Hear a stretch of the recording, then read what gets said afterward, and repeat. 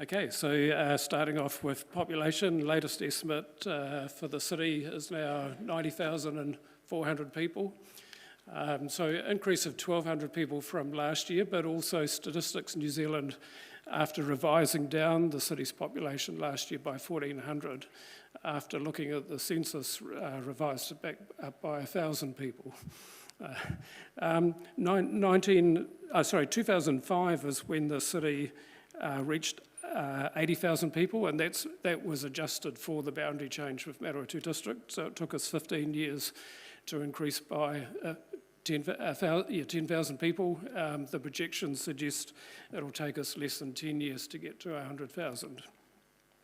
52,000 employees, 900 employees increase in the last year, but again there was a revision to last year's numbers, and last year's numbers were increased by another 400 people from the initial estimate. Interestingly, it accounts for about 49% of total employee numbers in the region, a smaller share of the workforce because we don't have so many self-employed. Annual salaries of nearly 2.8 billion. The encouraging thing about the last quarter was we had very strong growth in salaries and wages in 2018. There was a 9.4% increase in the September 18 quarter because of all those building projects underway. I was expecting a reasonably weak result for September 2019 because some of those projects had come to an end, but we still had a 5% annual increase in the September 29 quarter. So yeah, some very strong momentum in the economy, and total earnings just past $3 billion, and that includes the self-employed. The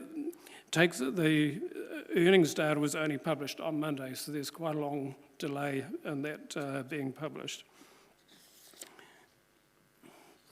I know it's all reasonably small print, but just the key sectors, healthcare, social assistance remains the largest sector. Its growth was reasonably weak in the year to March 2019 because there was a movement of jobs in the childcare sector, which falls under healthcare, and into education and training. So that's why there was that 12.4% increase in jobs or incomes in education and training. Very strong growth in income in public administration and safety, which includes the Defence Force. 16.5% growth in earnings in the last year. Another 7.5% increase in logistics, and retail was quite weak at just under 4% growth. And just a snapshot of the logistics sector data. This is a set of data we get for the 20 biggest local authorities in New Zealand. And in logistics, we're the third fastest growing sector for logistics, falling behind Timaru and Tauranga. Timaru's growth is really a reflection of the impact on Christchurch and Littleton from the Canterbury earthquake. So a lot of that activity got shifted to Timaru. Hamilton, which has been promoting its inland port for quite a while, was 148% growth in earnings compared with 199% in Palmerston North. I was surprised the latest estimates from Infometrics didn't show us returning to growth in the last quarter. I think that may reflect the limited indicators they have for GDP activity. The GDP series data is primarily driven off income, but because of that 14-month delay in getting the income data, they have to use other indicators like tourism spending, retail, building consents to estimate it in the short term. And so I think when those numbers are revised over time, we will see that moving back into growth. Jobseeker and COVID income relief payments. The Palmerston North data really reflects what's happening across the Manawatu-Wanganui region. If you look at the increase in Jobseeker benefits, the Manawatu-Wanganui region has had the smallest increase across all of the regions. Southland, for a while, had the smallest increase, but they've had quite a big increase in the last couple of months. The last few months of this was really when we were being told was going to be a big increase in Jobseeker benefit numbers because the wage subsidy was coming to an end, but we just haven't really seen that. Most employees have come off, or businesses have come off the wage subsidy without having to lay off staff. And that's reflected in this monthly data for filled jobs. This is only being published at the Manawatu Wanganui region level, but as I mentioned, the city accounts for nearly half of those jobs in the region. 1.8% increase in the region in the year to October from October a year ago. So all the way through COVID, we haven't actually seen a reduction in job numbers, but we have seen a slowing in job growth. And because population growth accelerated through that time, that's really contributed to the rise in unemployment. Retail spending. Broadway is still really struggling. That's the blue line at the bottom. The red line there has been remarkably stable, and that's the rest of the sort of inner business zone, with growth rates between sort of 4 to 5% per annum. The growth rate in the quarter ended October 2020 was 3.9%, which is really encouraging in terms of how stable and strong that level of growth has been in the city centre. Building consents, I was initially thinking we might have hit 400 million by the end of this year, but there's a couple of big projects in the system that there's been some delays in them getting approval, but certainly a significant lift from the $220 million peak we had when the plaza and foodstuffs distribution centres were being built around 2008, 2009. And the previous peak we had 2 years ago was 300 million. The delay of the Countdown supermarket, there's massive vet science tower and a Linton project just means that that's going to stretch that growth out into next year. Starting to see a little bit of a drop off in new building consents in Palmerston North. The Statistics New Zealand data only goes to September, but we already have our October and November data. That will continue to show a drop because in October and November last year, there were 26 consents approved for Kāinga and 11 for Bupa. Over the last 2 months of this year, there's only been 1 consent for Kāinga. So that's been disappointing to see that drop off in activity. May be due to the transition to the new consenting system, but they're still only just starting to get that underway. The other interesting aspect is across the other councils in the region, none of them have really got past the peaks they had in building activity in that 2006 to 2008 period. And Horowhenua, Wanganui, Manawatu district really struggling to get growth despite very strong growth in house prices, whereas Palmerston North has really got well past those peaks we had in that 2006 to 2008 period, but still really short of housing supply. This graph was published yesterday by QV CoreLogic, and these are 3-month change in dwelling values. So this is comparing August house prices with November house prices, and they're saying in 3 months house prices in the city have, or average values have gone up 7.9%. So not the worst. Gisborne's even worse than us. Rotorua, Wanganui, Kapiti, Hastings, New Plymouth not far behind in terms of pricing pressure, but it is that reflection of stronger economic growth that we're seeing here that's adding to that pressure on house prices. So the overall look is pretty strong, and construction's going to be the primary sector that is going to be driving growth next year. They're supported by health with increased funding into that sector. So certainly a significant shortage of housing which looks like it's going to be hard to address in the short term, and certainly strong growth in commercial non-residential building projects. There's about $55 million worth of mid-central projects coming through with the new mental health facility and additional surgical facilities and other projects that we know that are going to come through. So that commercial non-residential side is going to remain strong. We've got the Mercury Energy wind farm going for at least another year, and Te Hau Turanga starting with the main works beginning in January, which is going to continue to drive economic activity. Happy to answer any questions. Thank you, Peter. I've got a question to start with. With the tertiary providers in the city going through some quite testing times, do you see, in terms of employment, that kind of area would be quite a tough area for the city going forward in terms of employment, in terms of what's going to be happening in the near future? It's going to be a more gradual decline than what we'll see in the national tertiary sector, because Auckland used to have a much higher share of short-term language students, and so that sector has been hit harder. But because Massey, particularly Palmerston North, has been a much higher focus on postgraduate students, most of those students are here for 2 to 4 years for their master's or PhD programs. So we'll continue to finish those. So it's only the incremental decline as students finish their programs that we'll see that drop off.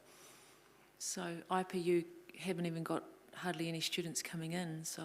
No, I understand they're the ones who have been worst affected because their semester started on the 1st of April. And they've tended to run shorter diploma programs, so they're certainly the worst affected.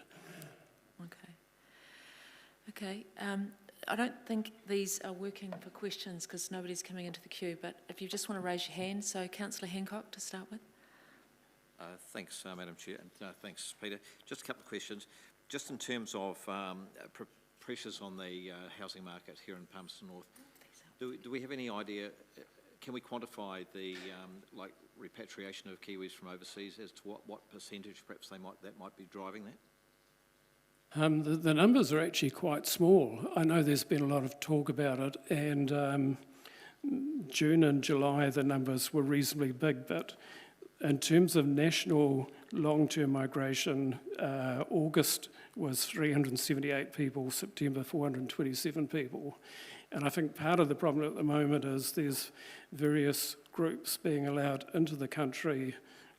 America's Cup, I understand the American team brought in 750 people alone. You've got the crews for the fishing boats, the sports teams, Wallabies, India, West Indies, Pakistan. So actually the number of New Zealanders coming back on a permanent basis is quite small. I think it's been over-talked a bit. There's always young people heading overseas and later in life experienced people returning to New Zealand. There's always that flow of people coming back. Thank you. And just one other question there. In terms of the drop-off in overseas persons' expenditure here in Palmerston North, it hasn't dropped to 0%. There is still a number of people overseas that are obviously resident in Palmerston North that are still spending. Is that how it's calculated? Yes, and we've had one of the smallest drops. I think nationally the drop is over 70%, getting close to 80%, and we're down about 25-30%. It will continue to drop off because the UN definition around tourism is people who are in an area for less than 12 months. So for those workers that have had their visas extended, eventually they'll be reclassified as domestic rather than international. Great. Thanks, Madam Chair. Any further questions from the floor? Okay. I'll look to move the recommendation, seconded by Councillor Dingwall. Okay. Thank you, Peter. Moving into comment.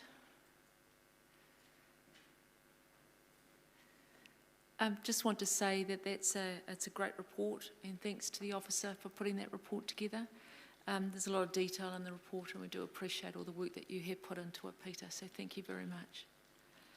So we'll look to vote. Thanks, everyone.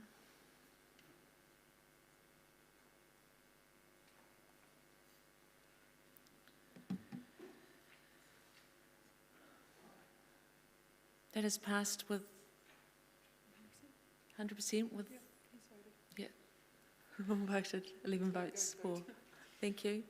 We're moving on to item number 8, which is non-profit profile and sector profile update from Julie. Thank you. And Peter.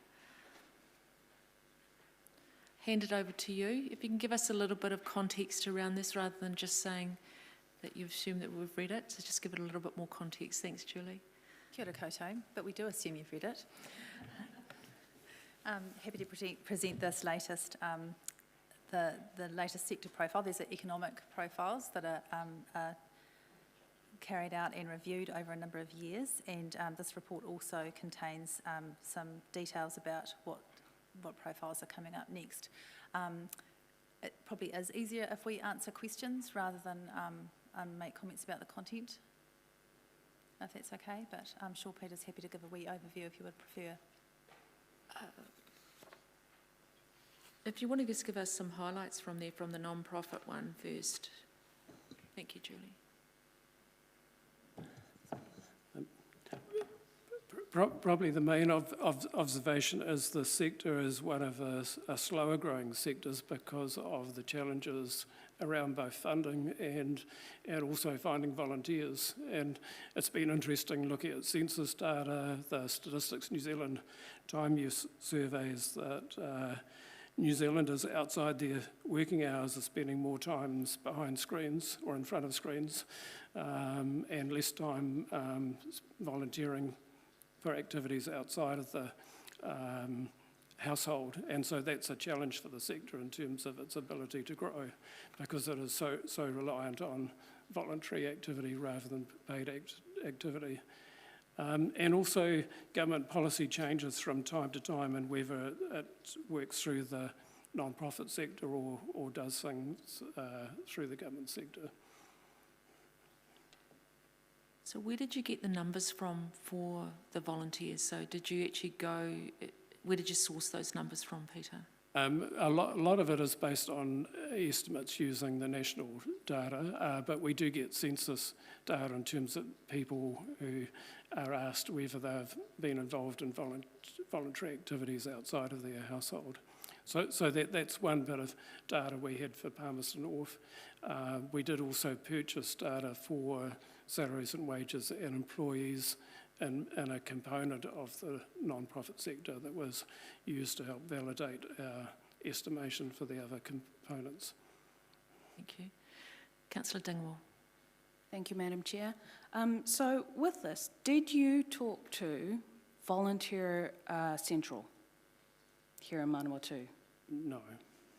Did you talk to Volunteering New Zealand as an organisation that looks after volunteering throughout the country? No, this was basically estimates using Statistics New Zealand data. Okay. I did have a question around your full-time equivalent volunteers. So what do you mean by full-time equivalent? Do you mean lots of volunteers who do sort of 2 and 4 hours, or are we saying that there's that many actual full-time volunteers? No, it is a full-time equivalent that Statistics New Zealand applies to employment, and full-time is 30 hours or more. Okay, and from Statistics New Zealand? Yes, yeah.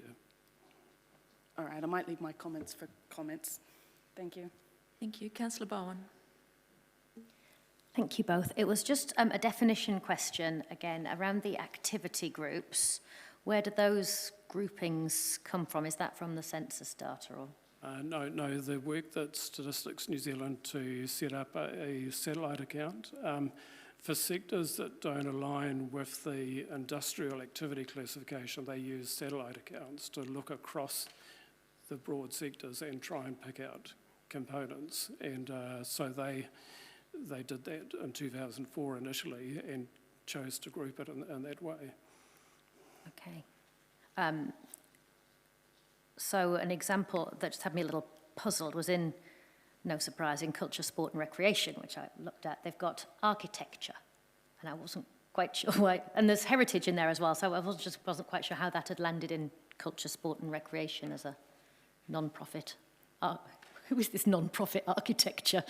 Well, there would be in the heritage area. Yeah, so this is based on the ownership or the way the organisation operates and whether it's a non-profit activity rather than a for-profit. Okay. If I could just add, and probably relates to the previous question as well, just just as a reminder that these are economic profiles and that they're to do with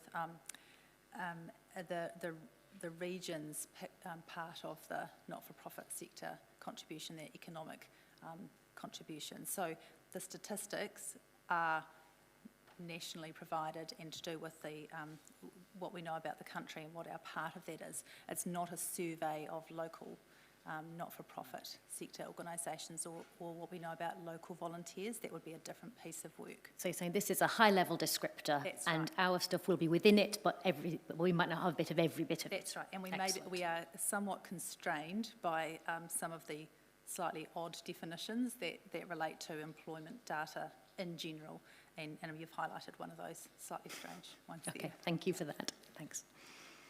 Councillor Denison. Thank you, Madam Chair. I just wanted to understand where we might sit against a national average or something to compare, just to see if we're punching above our weight type of thing against other comparatives. Is there a chance to get that type of perspective? There's some graphs on voluntary activity, page 35 of the council papers. But broken it down into those sectors. And unfortunately, the census data doesn't break it down into the sectors. Okay. It's just a total for Palmerston North. Okay, thank you. But our voluntary activity is slightly higher than the national average. That's great. Thank you. Councillor Finlay. Thank you. It's not clear where you get your numbers from. Could you explain that to me, please? Statistics New Zealand produces a non-profit satellite account, and they go into the business data, which is it's collected for tax purposes as well as for statistics. So every organisation that registers for GST or to pay tax goes into the business demography database, which Statistics New Zealand runs, and then it looks at the structure of that. Is it a government organisation? Is it a non-profit? Is it a business? Is it a trust, but a family trust, but not a non-profit? So those that aren't registered for GST, you don't get their figures? No. And there could be quite a few of them that are not registered for GST. So, Councillor, is that a question? Yes, it is. Might be more of a comment. Do we have any idea how many are not registered for GST? I think Statistics New Zealand will have tried to estimate that, but they would also not be employing staff, or they would be there. And so then it does get quite hard to measure that activity. No, I was just thinking it's, save for comments. Thank you. Is there any further questions? No? Thank you very much, Peter and Julie. Do appreciate this. So I'll look to move the report, seconded by Councillor Bowen, and we will move into comment. I'll just start with comment.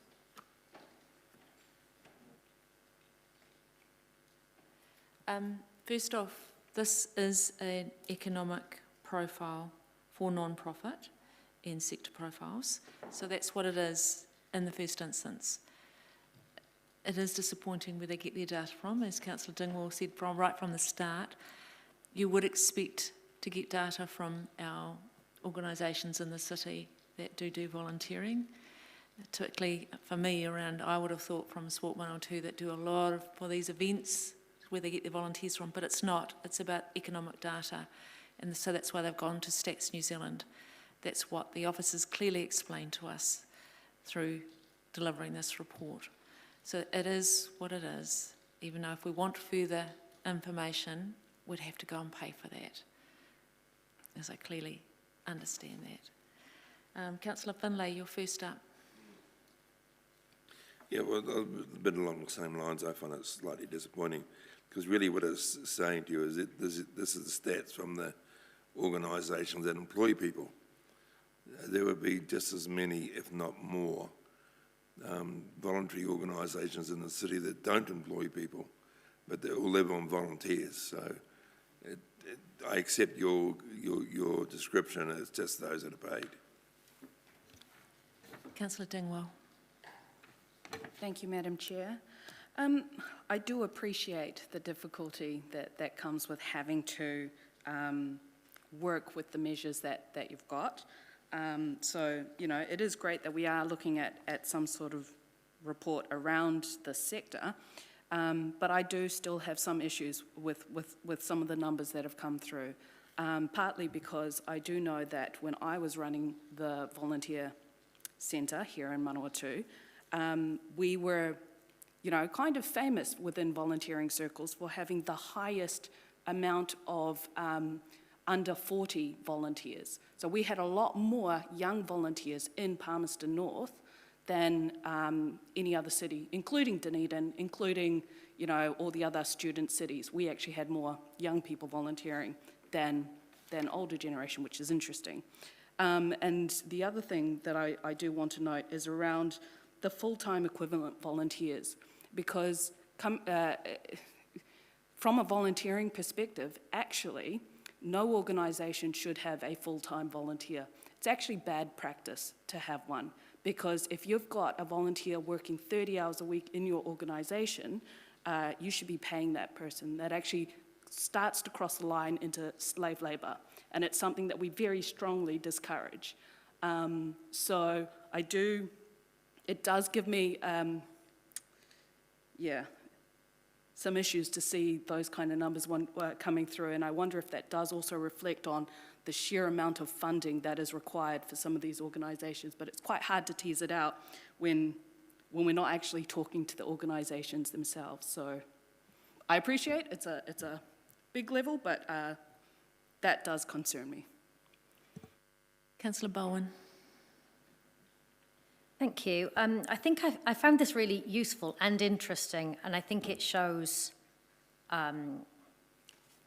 pattern and structure really well. So accepting that it would have been nice to have a more local flavour to the data, I didn't find anything there that didn't feel right, which is probably the best indication you're going to get. Particularly so, as Councillor Harper said, the culture, sport and recreation bit is probably the bit I'm most familiar with, and reflecting the comment about paid staff versus unpaid staff. Just thought that is worth drawing attention to those figures there. Organisations that employ paid staff, 103. Not employing paid staff, 1,490. It's just absolutely staggering the amount of volunteer effort that goes into, you know, that sector that I'm particularly engaged with, but that's consistent across all of those sectors, that volunteering is strong, not without its challenges, as we've heard regularly from Sport Manukaura, but just because there are challenges doesn't mean it's not from a very strong base, and that's what this report showed to me effectively. You know, the value of voluntary labour in non-profit institutions is staggering numbers. The economic value there of what, just short of $105 million. That's incredible gift to our community, and one we should be very grateful for. Thank you. Councillor Denton. Thank you, Madam Chair. One of the things when I started working in the not-for-profit sector only a few years ago now was a statement that said that the not-for-profit sector in New Zealand was twice the size of the construction industry before the Christchurch earthquakes. And it's a statement that's really I've kept, because really gave power to the not-for-profit sector and just what it contributes to the local economy. And what this is showing that it really is immense, the value that it brings to our community. But this shows the dollar figure, but it also brings about the value around youth having work pathways, experiences into sectors that many don't consider as being employment opportunities. It also helps out with the connectiveness with our age sector, which is one of the important things to keep people connected, and a lot of opportunities exist across what this report is bringing to us. So the other thing it does, it really turns a dollar into a lot of other byproduct opportunities, because what I've understood in not-for-profit is they use a dollar well. It's a very prudent approach, and the investment into those social benefits is really at front of mind. So those are the wider aspects I wanted to bring about that this also brings value to. This is the first time I've seen a breakdown report really highlighting what each sector brings, and I really want to just pay tribute really to every one of these sectors, because the work they do, the hours that they contribute, and the impact that they make to our community is huge. So thank you for bringing this forward to highlight that fact. Thank you. That's it. No more comments? We'll look to vote.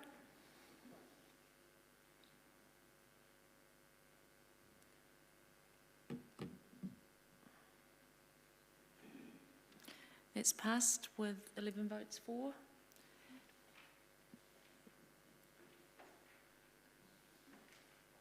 Thank you. We're spot on for time, which is brilliant. We're now waiting for our 2 presentations. Oh, we'll do the work schedule. Right. And I think we've got our presenters outside the room, so we're nearly right there. Let's just move to get the schedule out of the way, because I think you're going to make your 3:30 meeting, boy. Okay, so moving on to page 72, heading over to the Acting General Manager for any comments. No comment. Is anybody like anything? Okay. Councillor Hancock, would you like to move it? Seconded by Rumour. Okay, let's vote on that.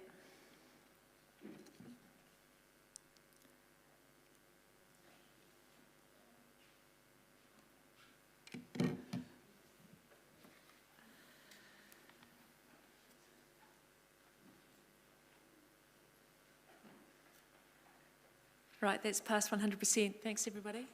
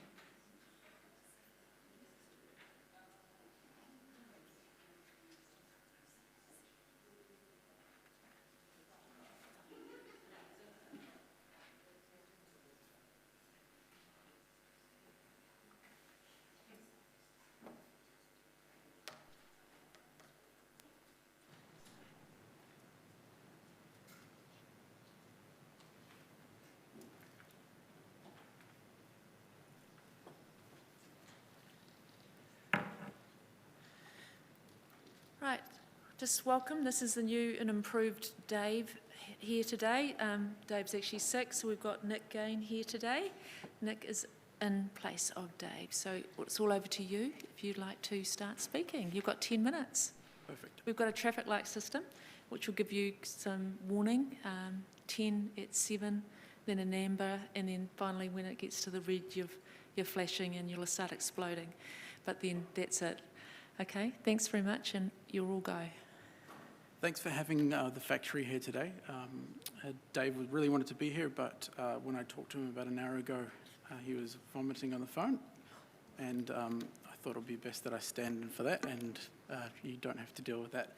So I'll just go through some slides, and we'll have some time for questions. Is that correct? Yep. So I'm sure most of you already know about the factory, but I'll quickly do a bit of a run through. So the factory, we've been around since 2005 in the Manawatu. We operate nationally, regionally and internationally, but the Manawatu and Palmerston North is our home and HQ. So we're designed to build economic growth in the region and across the country.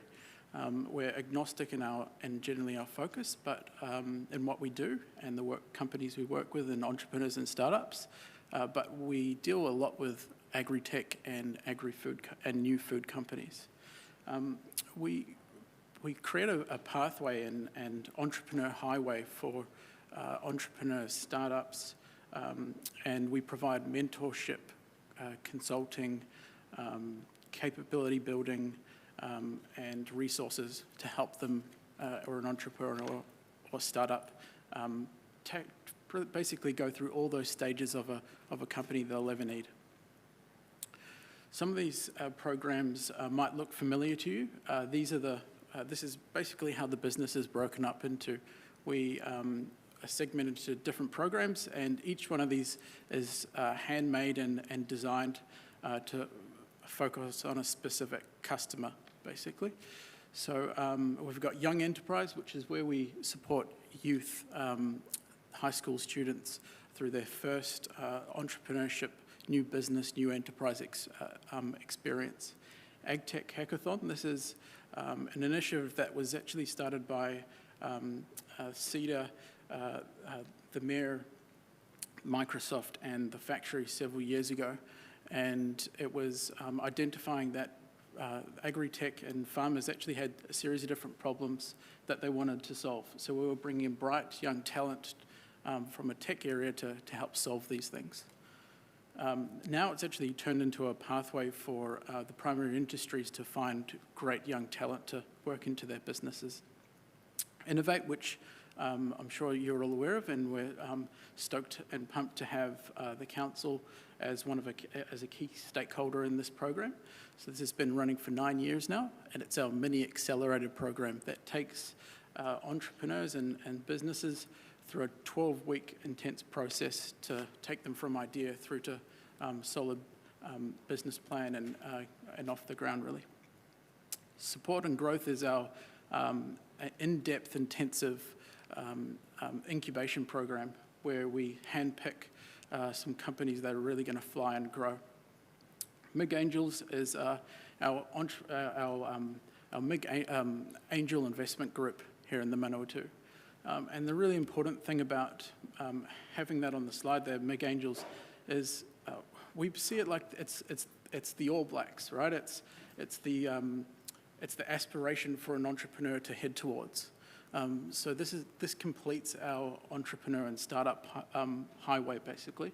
It allows a startup to come in and actually see, look, if I want to grow my company and I want to raise money, there's a pathway there for me to do this, and that's with the factory through MIG Angels. And we've also got Sprout there. This was our agri-tech accelerator, and we've operates across the country and internationally. And we've recently spun this out into its own company, and they were successfully awarded this Callaghan Innovation Technology Incubator contract, which basically means $40 million is going to be going into agri-tech and new food companies over the next few years. The thing that surrounds this all is actually FoodHQ. So this is a partnership between science and great food ideas. And where we sit is on the FoodHQ campus. So we're 4, 5, and 6 on this map, and we're stoked to be surrounded by 2,500 scientists in the region. It's the perfect place to shoulder tap and understand exactly what's happening in new food and science and what's happening in the region.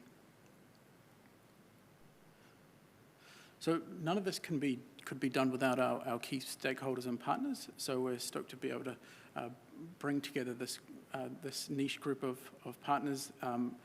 The great thing with any of these people is they're actually open to all of our startups and entrepreneurs that we work with. So all these people are just one call away to actually understand what the latest technology Microsoft is bringing out in the next 5 years is, through to actually learning and getting some great insights from Zespri, Fonterra, and the likes of those agri-tech companies. Bit of a snapshot at the last 4 years in the business. So we've identified 1,397 startups, and we've worked intensively with 71 of those. So this is one-on-one support. It's multiple calls and meetings a week, really going into battle with them, helping secure their first company, helping to raise capital for them. And a great number that I just want to bring your attention to is the 79% of startups that are still trading. This is actually pretty high, but we're stoked to be able to say that this is a real number. I think it reflects the work that our programs in the factory and the stakeholders that we're involved in help these companies fly. Over the last 4 years, we've helped raise $30 million for the companies we worked with. As well as the work that we're doing, we also run a series of entrepreneurship and founder-focused events. So we've run 175 events and attracted 4,200 people to those. So our current focus over the next 12 to 24 months, 12 months, is working intensively with more startups. So we're going to kick this up and start working with 50 plus startups. We've revamped our thinking and changed the way our community programs work to actually attract the central gut of New Zealand. And to us, this is Manawatu, Wanganui, Taranaki, and Hawke's Bay. These are regions which really need this support, and we're able to provide some support there too. We're going to attract 1,000 entrepreneurs to our events and get people talking and introduced to each other. I'm told that Mayor Grant Smith calls the factory the Mecca for startups, but we want to actually become the Mecca. We feel like there's still a way for us to go, and that's where we're going to next. We're also in the process of building out our next 10-year plan, and tying this in with the FoodHQ and Master Campus Plan. So I just wanted to bring you talk through Innovate quickly. I'm sure several of you were there last Thursday. Thanks for attending. This year it was a really high caliber of finalists. It was really tough for us to actually pick these down. Over the last 9 years, we've had 1,500 entries into the program and worked with over 25 stakeholders in this area. We're growing the mentor pool every year, and it's great to have the community involved in this. Over the last 2 years, the program's helped create 9 businesses, and those are the kind of key things around that. Just a success story around Innovate is a company called Stocktrum. Paul Simpson was a software developer in Auckland and Wellington, moved back to the Manawatu. He moved here and started his software company, which was Stocktrum. He won Innovate a few years ago. He uses AI and algorithms to predict inventory forecasting for warehousing and things like that. See the red lights flashing? Just stop me when you want me to. Since winning Innovate, he's raised $500,000, which is a great success story for the region. He's really able to ramp up his growth now. Finally, MIG Angels is just something that I wanted to bring the council to attention of. So we're raising our third fund at the moment. This is getting a lot of attraction, and we've already raised $1.39 million. What this means to the region is that there's actually a clear pathway for startups, for young entrepreneurs to come to and get some funding and some coin to grow these companies. Thank you. Thanks, Nick. You were right on time. I'm going to ask you the first question. So with the MIG Angels, how easy or how hard is it for the entrepreneurs to access any of that angel funding? So it's the business needs to be at an investment ready stage. So this can mean from they've actually got a product, they've got a team, they've actually done the hard yards first, and this is where a lot of our other programs feed into it. So for the likes of Stocktrim, Paul Simpson, he came through Innovate, he worked with us with our incubation and startup support program, and then went through to MIG Angels. And this was about probably 12 to 18 months. So that's a matter of you matching them up with an investor? Yes, it's the matching us up with the investor, making sure that the deal is right, and it's also the having funds there to invest into his company. Thank you. Councillor Bowen. Thank you. I was also interested in the MIG Angel investors. I think I had two questions: how many and how much? How many people are involved in as angel investors? So we've got 56 members. This number is probably going to go up to about 70 once we close our fund. So the fund actually allows for new members to join the fund, and these are high net worth individuals. They're ticking the boxes of a wholesale investor. Which probably links nicely into that how much thing. So you've got 1.39 million in Fund 3. I just didn't understand how that fund thing works. So can you explain that for me? Yep. So the fund is as an investment fund would work, where it's portioned out into different areas where we can invest into companies. So, for example, there's, depending on the amount, but we're aiming for 1.5. I think I'm confident we'll get to 2 million by the end of when we close. 6 companies will be directly will invest in 6 companies from the Manukaura at a very early pre-seed stage. So that's pre-Stocktrim. And then we've got a portion of the fund which we invest in solely in agri-tech and new food, and another portion of the fund that we are invested in later stage Manukaura companies. So in terms of numbers, we're at least 16 companies will invest in. The way the fund's going, it'll probably ramp up quite significantly. So those angel investors, do they do it to get a return on their investment as well as the altruistic? Correct. Yes. They do get a return on their investment. They're not just parking their money with you for a wee while and then getting it out again. Yeah, so the intention is that there is a return on investment for them. A lot of them are angel investors for 2 reasons. They're wanting to give back.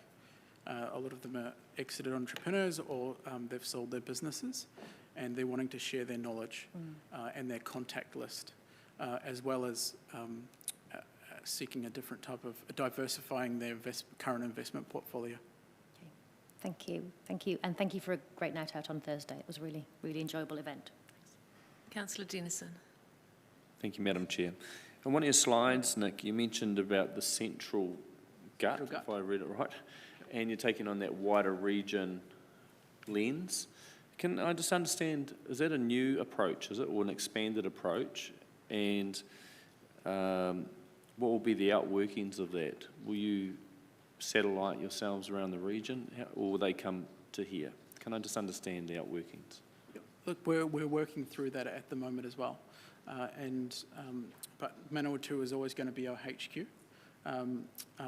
What we're really wanting to do is teach people in Taranaki and Wanganui and Hawke's Bay actually how to do what we're doing, pass on that knowledge. We're blessed to have so many people around our life that we've learnt this from, so we'll be training them up. But overall, it allows the factory and Palmerston North to really have a presence to say that this is the place to start a startup, and you can actually also do this in other regions. So we've got some great IP, and we want to share that with other small regional towns. Okay, thank you. Finally, Councillor Dingle. Thank you, Madam Chair. How are you engaging with the Māori and Pacifica community around this? Are there Māori and Pacifica entrepreneurs? Do we know how many? Yep. So usually we have a number there, but apologies I didn't have that in there today. But we actively track the number of Pacifica and Māori entrepreneurs we work with, and we're in the process of developing a better plan to engage with Māori and Pacifica, and that's in the process of taking place. Yep. Okay, cool, thank you. Thank you, Nick. That you. appears to be all the questions. Thank you very much for stepping in today in Dave's place. Thank you. Thanks for your time. Thank you. I'll look to move the recommendation. Seconded by Councillor Bowen.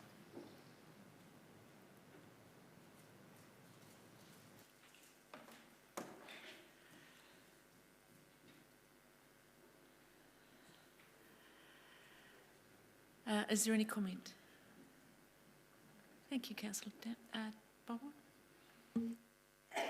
Thank you, Madam Chair. I just wanted to comment on the really significant work that the factory does for us in the city, and also now we're hearing the region, the nation, the world. I'm not a great lover of this centre gut thing that we've just had invented. I think our comms team would have something to say about that language, but I very much support the idea that and we've always known that what's good for Palmy is what's good for the region, what's good for the region is good for Palmy, and we do have a role as the capital of Central North Island, and the factory represent us really well in that space. There are some impressive numbers come through. I think we just, or I maybe see them as, just a little thing that happens over the river with a nice cafe. And so it's really great to have this presentation just to shine a light on the range of work that they do, not just in the innovation food space, but across a wide variety. I like that Nick said they're agnostic as to what they'll support. If it's a good idea, then the factory are interested, and that serves us really well. And it was great to hear about it, so thank you for that. I think I agree with you in terms of the central gut. I think it's a dreadful term. But apart from that, I think what they do in terms of the Angels is an absolutely impressive program for our region, and what they do to support entrepreneurs in our region to grow them is absolutely amazing, to offer that for those that want to do that in our whole of our community. I don't think there's any further comments, so I'd look to vote on that. Thank you.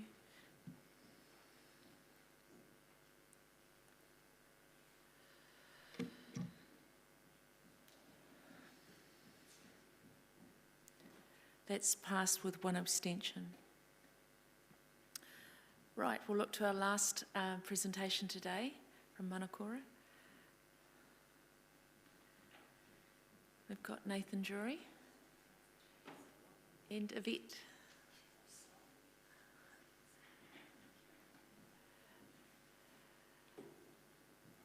So we've given you 10 minutes, and we have got a traffic light system which will indicate your timing. And I work this. Yes, and I think we're going to switch it over. We just have to switch it over for you. And we'll ask questions at the end. Oi mui tera mi atu tēnei, kia koutou I tēnei piringa whare. Koutou hurirani te tepu nei, me ki ngā rangatiro te kaunihere ki a koe te tiamana o ku whanaunga, tēnā tātou katoa. Well, firstly, thank you is the first thing I'd like to say.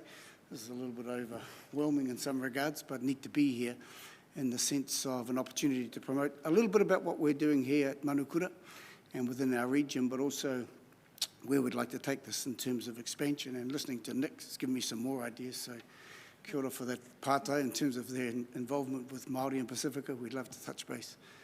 So Manukaura, is a hapu initiative. A hapu, the small sub-tribe of Tauhiri Wakanui, some 16, 17 years ago, decided to have a look at the way we were delivering education in this community, but across the country, and with a real focus around wanting to determine outcomes for not only rangatahi of the region, but from the wider region, and importantly, their whānau along the way. So our journey started pretty small, actually, back in 2005, 10 kids, a couple of us who decided we should chuck in some reasonably good jobs that were paying money at the time to have a go at doing something from a voluntary perspective, to see whether we could have a go. A large percentage of the kids had the same surname as us, otherwise known as guinea pigs, with this focus really about saying, if we don't believe in this well enough, then why would we invest in other people's children? So we started on a journey with a clear purpose. We wanted to change the Māori face of education first and foremost, for the reasons that we know.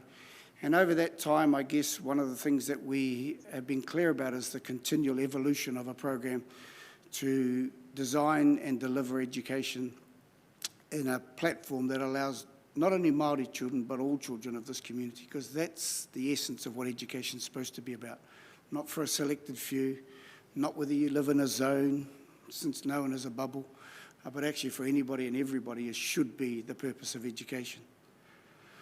So our results, because I think at the end of the day, we can talk about a lot of rhetoric around things, but at the end of the day, one of the things we wished to change was the outcomes for Māori students. We now sit amongst the highest performing schools in the country, and we're doing it with a cohort of kids that generally fail, if that's the frank way to put it. So we're proud of that, but more importantly than having results for individuals, which go on to then support whānau and community development, is really this notion of creating a model of education, was an underlying purpose again for what we've set out to achieve, so that we can link into the pipelines of education. And I put this slide up because often the reverse is true of this. The majority of our kids would go into the services, and so our graduate profile of 2019, this is the trend. And it doesn't mean that university is more important than the trades. In fact, some of the trades are paying far better money than the academics would be getting at the moment. But nonetheless, this is a dramatic shift away. Our new build currently up at the university, which I'll talk about shortly, is part of the strategic thinking about how do we evolve, how do we create and enable whānau, and therefore enable our community through the medium of education. So at the front line, we wanted to put our people in place. If you want to make a change to the health, if you want to make a change to education, to business, to justice in this country, put our people at the front line with an education system and tools that enable them to challenge, to remedy some of the situations that we have. So we are proud of this. There was a period in our time where we had more Māori students than any other school in the country attending the health science program and the medical school at Otago University. Equally here at the university at Massey, more Māori students than any other school. And when you consider that for a large part of our time, we were only actually 10 and then 20 and 30 students for about the first 10 years of our existence. And it tells you as much about what's not happening as much as about what we might be doing. So we wanted to put that forward. This is a key component of what we're doing, this notion of whānau ora. We've heard lots of this in the news of late, the ability to change whānau, to change community well-being through the enablement of rangatahi. They change the health statistics, they change the outlook for people because they drive it from within their families, and it's important. So a little bit about us in terms of what we've been doing over the last 16 years now. But we are at a real exciting part in our history, in a sense, or in our journey, in that we are about to build a new school. We've never really referred to ourselves as a school. We refer to ourselves as a kaupapa, because schools tend to have a tendency of putting a fence around them, putting a uniform in, and says that unless you wear this and look like this, then you can attend, otherwise there's another school down the road for you. And we wanted this to be something more about our facility. So being based at the university campus was strategic, and we told this to the university people afterwards, but part of our strategy was about bringing our people across the bridge and allowing access to these facilities. We want to be part of that conduit. We want to ensure that this isn't a place that sits on the other side of the bridge for a select few, but rather the notion that this can be for everybody. So integral and part of our strategy around this. So we have been really fortunate that the Ministry of Education has now given us funding, and a good amount of funding, to deliver the ABCs of education. The challenge with any ministry funding, as you're probably well aware, is that every square metre is accounted for, understandably. And so whilst it will allow us to do what we do from well, we don't run from 9 to 3, we actually run from 7 to 5 in our program. But whilst the funding will allow us to operate from a 9 to 3 operation, we want this to be something more extensive, to have greater connect with our community. So we've begun discussions, and really grateful for the council workers who've been working with us to consider what other needs are there in the community. So we've been around and spoken with a number of people now around what are the needs, where are the demands, what could we contribute, not only for our students, but for the wider community, including Massey University. And the areas in particular that sit under the umbrella so that there's a connection with us is around education.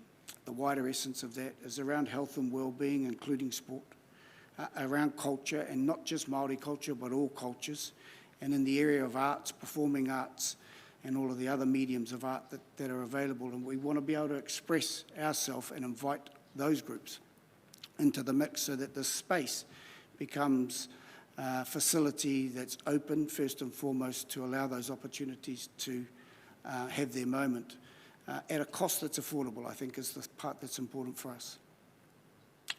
So we've begun some engagement, and this is a further step along the way to say who should we be engaging with, which organisations, which businesses, and again, as I mentioned, listening to Nick's presentation here, like a lot of people, we sit in our own little bubbles. We tend to get really busy doing what we're doing, and the factory is clearly only, within a couple of kilometres of where we exist. But today I've been enlightened about a few other things. So today's opportunity was really to share some of what we're doing, because we too operate in a bubble. Deliberately to start off with, but what we are now doing through education review audits, etc., is demonstrating a capacity to deliver education for all students, actually, and neat to see some of our ex-parents in the room as well, that in actual fact all students can succeed in education and in fact need to. So we have a little movie clip that I think is going to come on. But in the meantime, if it's not, we can ask some questions. Hoi anō, e mihi tēnei kia koutou, I whai wā I tēnei rā. Well, thank you, the video's about to play. Sorry, it's me wearing the same suit for part of it, but I have changed.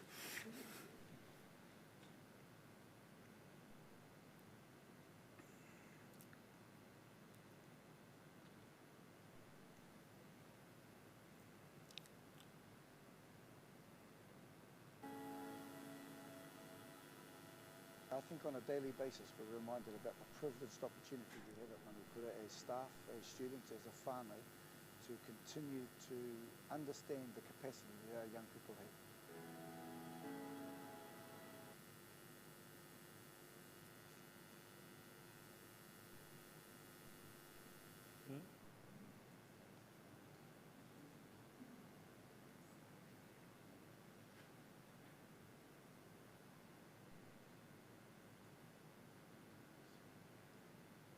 Hannah, are you making it louder?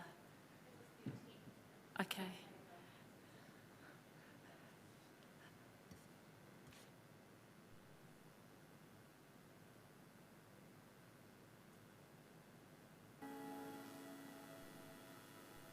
I think on a daily basis we're reminded about the privileged opportunity we have at Manukaura as staff, as students, as a whānau, to continue to understand the capacity that our young people have.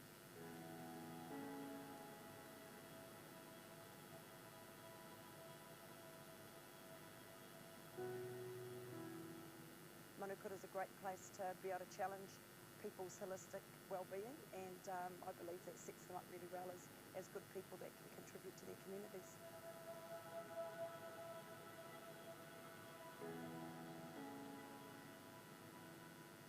This school is creating a model for education tonight, and that's what its contribution might be in the greater scheme of things. Manukaura students will do well, but behind that is the evolution of a model for Maori excellence in education.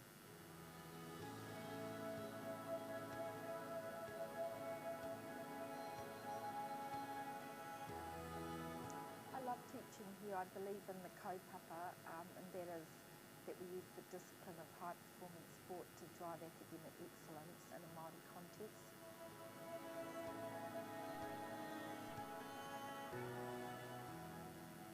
The individualised program here at Manukaura allows for targeted teaching of our students.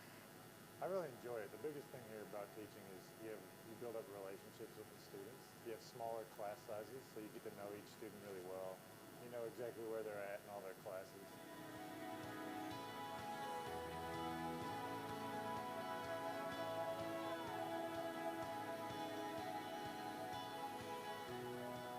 The teachers here, they work one-on-one with us, so we interact with them and we understand what we're learning. The environment here is very connected, it's holistic, it's engaging for our students. What I love about this kaupapa is that students are definitely first and foremost the most important thing, and then giving them experiences and opportunities. Just the culture around everything here is amazing. We eat together, we play together, we train together, we work together, so we become a family from it. So that's the difference, we're a family here.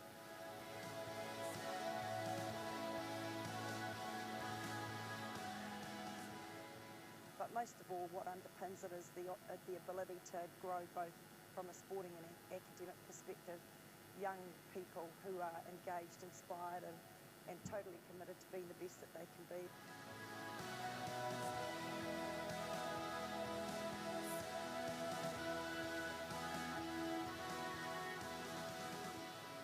I want our students to be happy.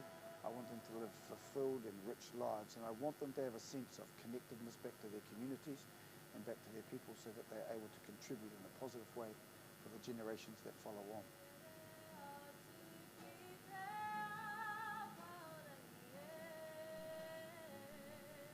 Kia ora.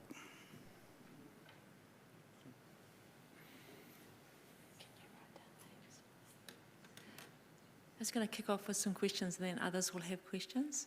Just wondered if you could tell us your current school role, your growth predictions for how big you want your role to grow to, and then your staff current numbers of what you've got, what your staff numbers are. Yeah, sure. So we have a cap on our role at the moment, and some of that was determined by the fact that we're still in temporary facilities. So we have a role of 200. Which is capped. The new build will allow us to grow to 300, and whilst there is some potential there for future build in the design of that plan, given the context in terms of other schools in the community, that was the negotiated decision between us and the ministry with regards to a final roll number. The reality is that about 60% of our students come from all over the country, from Australia, to attend. So we don't have that same impact, which was one of the concerns initially, I suppose, with regards to impacting on the local infrastructure and numbers of schools. So we have 21 staff at present.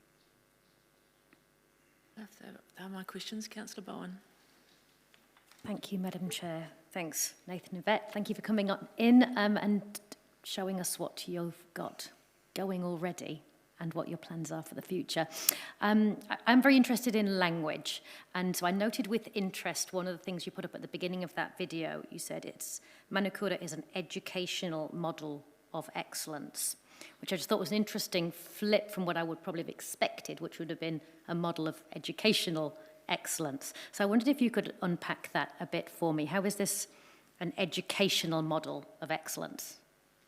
Well, I guess the wider parameters of education, first and foremost, as opposed to academia or NCA in particular.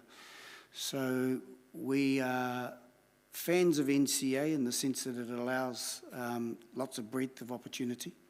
It allows for a range of dynamics too, but I think if you restrict yourself to the ABCs, the 1, 2, 3s of education, you miss out on some of the real aspects. Tāhuri Wakanui and our Uncle Mason jury is kind of regarded for a number of things, but one of them is te whare tapawha, that notion of ensuring that the holistic well-being of people and communities is adhered to. So education should entail all of those aspects of people. Kia ora. Councillor Finlay. Yeah, I was talking to a friend of mine actually, who's sort of involved with your school, and he was saying that he couldn't get over how enthusiastic the students were, particularly getting there at some ridiculous hour in the morning to do some overwhelmingly expected exercises. How do you do it? Yeah, well, I think the notion of, you see, there's a stereotype that says we're the opposite. And part of it is about bringing to fruition those who are one of the, again, and I'll quote Mason again, because one of the things that he's been really integral in terms of the guidance of the establishment of a program like this was that stop trying to solve the problems of our kids, understand their potential, and me ki whakatinana, bring that to fruition. Yeah, that's the goal. And what you'll find in actual fact, like all of us, if you're in an environment around people that are enthusiastic and positive, it has an impact on you, and equally the opposite. So create that environment. And it doesn't work like this. The reality, because we're there at 7 in the morning, it goes like this. The cold mornings here, we introduce those kids from the north to frost and things like that. So. Councillor Hancock. Thanks, Madam Chair. Kia ora, Nathan Yvette. I'm just really interested, a lot of the questions have been asked already, but I just really want to get an understanding of the relationship now with the Ministry of Education and what are the takeouts, I think, from Manukaura that perhaps are transferable to mainstream education through the Ministry? Yeah, so financially there's a far greater partnership between the Ministry and Manukaura now. We started as a charitable trust and we've been a range of things along the way. And part of that was about a deliberate determination to step outside the box because it allowed us to then glean and evolve a program that we wished to put in place. Upon getting into ministry and coming so that we are now a fully state-funded school, that provides some guarantees and that's important. I think as well, our designated character is a special designation. So it allows us as Tāhuri Wakanui, it allows us as a hapu to continue to drive the outcomes that we require. And, you know, most boards of trustees in the establishing phases would have an establishment board that might sit in for 6 months to a year. It'd be fair to say that our establishment board stayed in place for a lot longer because of our determination to say, I want you to see how we do it. And we finally got there after 2 aero visits to allow them to understand and provide the evidence, I suppose, back to the establishment board that we could justify why we do what we do. So the notions of operating in such a long period of time and being there in early hours is outside of the norm. What we were saying is that notion of teaching rigour, about teaching discipline and things like that are equally important for all people. So the relationship with the ministry is really good, and I think the funding has acknowledged that. But also our determination not to just step over the line. In our very first year, in actual fact, we were guaranteed funding, enhanced funding, if we were to look at and refer to ourselves as a school for naughty Māori students. There's enhanced funding for all of that. In fact, there's so many gateways that you can access funding for, and we were saying, actually, what's wrong with our kids being elite? Because the reality is our mongrel mob kids have never been referred to in that, but they actually have the same aspirations. And I think, so, you know, our decision from the outset was to say not just take the easy dollar, because it is there and it's available. It was to say, actually, you need to, you know, learn how to create further gateways. And I think that's what we've, you know, been successful in a sense. Part of that evolution is about saying, yeah, let's stop just trying to remedy problems. Let's chuck some dollars at the poor people in the gutter over here. But in actual fact, say that, you know, we were criticised once for being elitist. Well, our kids have never been called that. We thought it was a pretty neat tag, actually, for a change. Yeah. Councillor Dingwall. Oh, sorry. Sorry, you're not Madam quite Chair. finished. So just trying to unpack perhaps that relationship with the Ministry of Education. do you think there's actually any sort of go forward in terms of the ministry actually picking up some of the, I guess, some of the cultural aspects of what's actually happening at Manukaura and actually transfer that to support Māori children across Aotearoa? I think so. One of the things that's really interesting, because often in government departments, etc., the bureaucracy only allows you to sit within the tram lines. So what was interesting in our journey, they could pay me to travel around the country to talk about what we were doing, but they couldn't pay me to do it. And it's the irony of, you know, of that type of a system in a sense. So it was not that they never did support us, it was finding the ways to. Karen Sewell, as the Secretary of Education, through her office, phoned us after about 4 or 5 years to say we needed to shut down because we were operating illegally. We weren't breaking any laws, we were just bending the rules.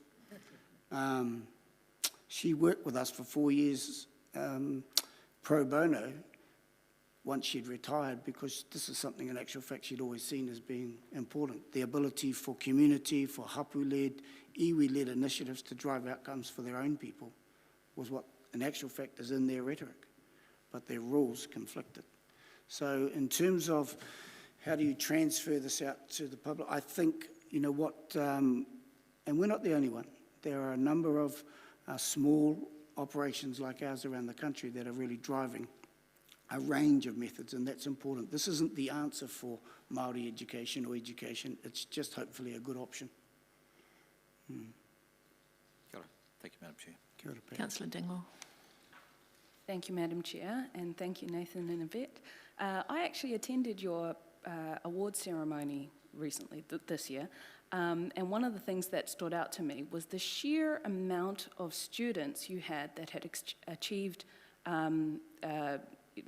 their levels with excellence. But I couldn't remember actually what percentage that was. Are you able to remind us approximately? I think at level 3 this year we were up at 1 point. There's a slide there actually, if we could bring that up from last year's things. I can't remember the exact numbers for this year, but what I'd say is this: it should be the norm. We're 2 arms, 2 legs, there's half a brain on a good day. We're just giving it a go. And the reality is that, and it's one of the challenges with the NCA, it's not difficult to get there. It's a challenge for sure, but it's not impossible. You have to start with a determination and a desire, and then the skill to, you know, enable this opportunity for kids. So my answer to that is to say, comparatively, our results stack us up in the top, you know, percentile of schools in the country. In fact, last year I think we sat 1 underneath King's College in terms of endorsement with excellence, at a fraction of the price, would be the other part that I would say. The reality is it should be the norm, because we are dealing with just students who have the same ambitions and desires. I think it's just how you package that up. So, yeah, we're fortunate we have a group of staff who are committed to that. Thank you. Councillor Denison. I'm happy. You're Thank you, good? Madam Chair, yes. Just one final question from me. You talked about being interested in talking to Nick from the factory. Is that in terms of getting extra funding for other curricular activities, or is it something to do with the actual foundations of the school? Oh, I think the latter actually, more in this, if there's some funding there. We brought our own angel here actually. Name is Angel. But the parts that encourage me, if you take the area of agriculture, for example, which he talked about, for too many of our kids, they think that's being on the end of a handpiece.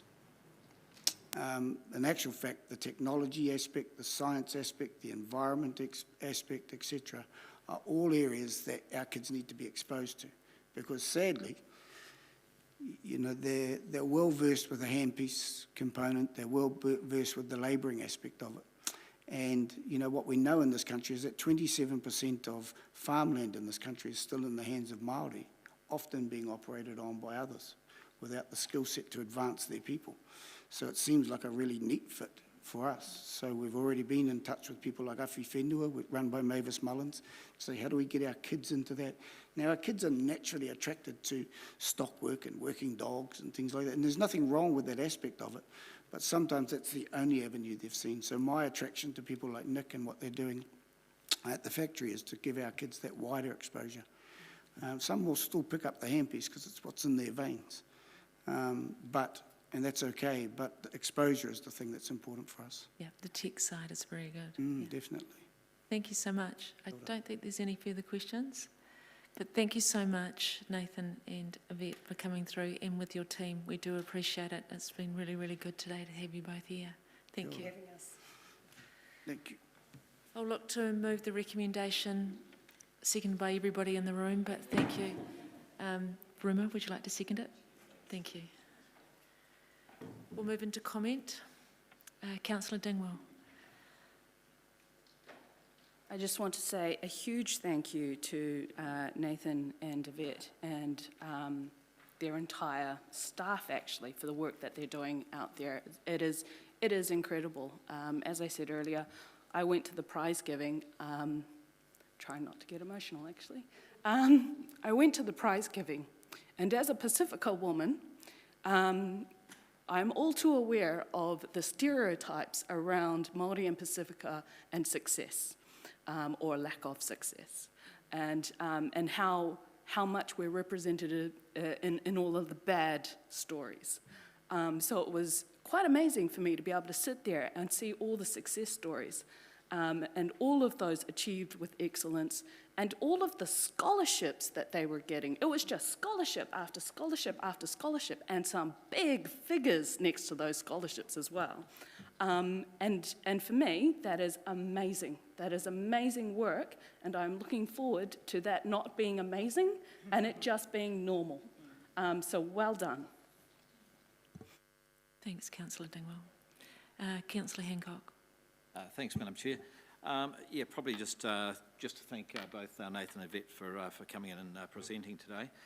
As the parent of a former student, I can say that it's probably through their mahi, their commitment, and their araha to my daughter that she was able to reach the aspirations that she wanted to in her life. Thank you.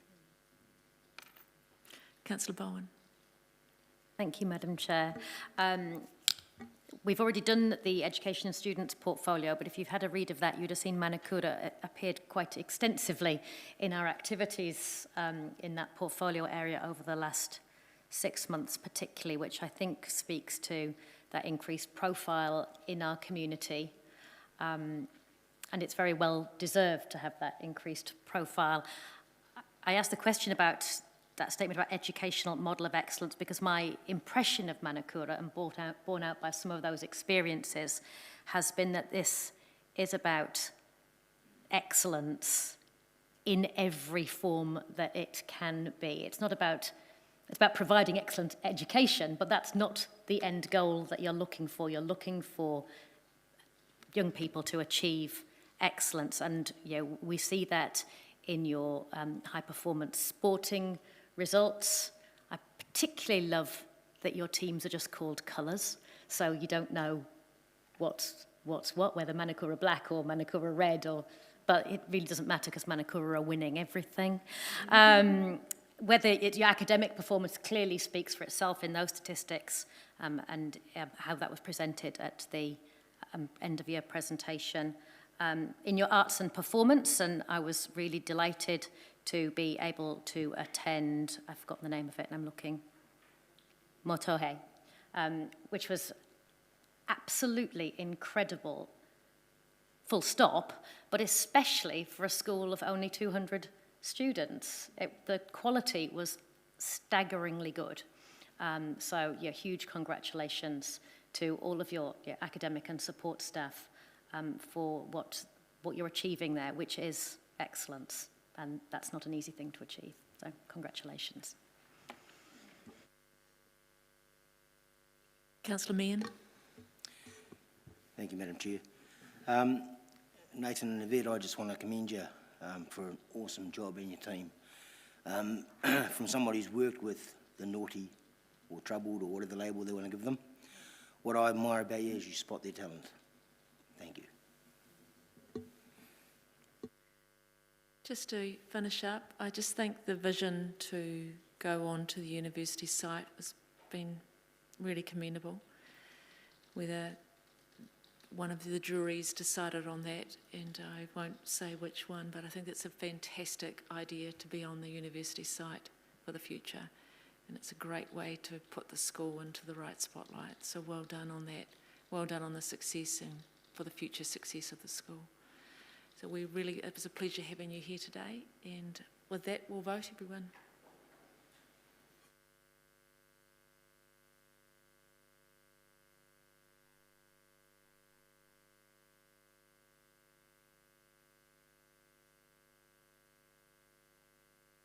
Passed 100%, everyone, and that's the close of the meeting today. Thank you.